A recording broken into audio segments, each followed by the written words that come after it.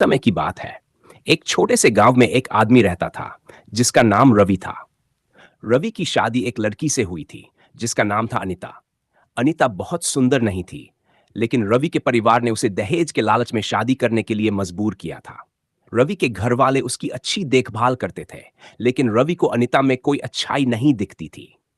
उसे सिर्फ उसका चेहरा नजर आता था। एक दिन रवि के जन्मदिन पर रिश्तेदार आए और सबने अनीता का मजाक उड़ाया। रवि यह बेइज्जती बर्दाश्त नहीं कर सका। जब सब चले गए तो उसने अनीता से लड़ाई की। तुमने मेरी जिंदगी बर्बाद कर दी है। रवि ने गुस्से में कहा। मैंने जबरदस्ती शादी नहीं की, लेकिन अब मैं इस शादी को नहीं मानता। तुम मेरे घर से निकल जाओ। अनीता बहुत नाराज थी, लेकिन रवि ने उसकी एक नहीं सुनी और उसे घर से निकाल दिया। बेचारी अनीता रोते हुए चली गई और पास के एक पेड़ के नीचे बैठ गई। शाम होते होते एक लड़की जिसका नाम रानी था साइकिल पर खाना बेच रही थी और वहां से गुजर रही थी।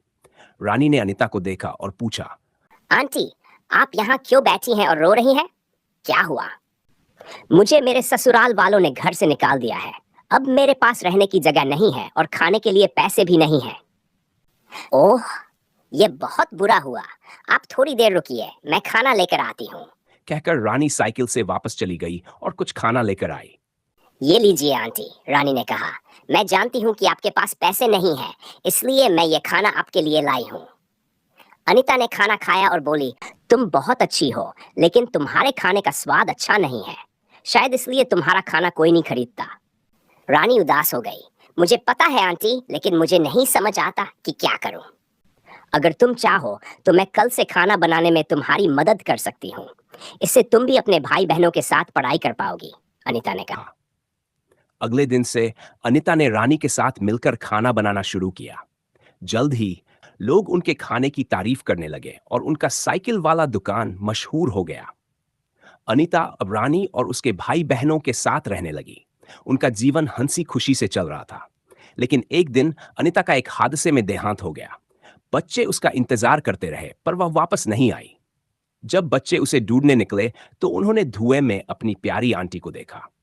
रानी और रोहित, रानी के भाई बहन, ने देखा कि उनकी आंटी अनीता अब एक चुड़ैल बन चुकी थी, जो रात को भूत बनकर खाना पकाती थी और दिन में इंसान बनकर साइकिल पर खाना बेचती थी।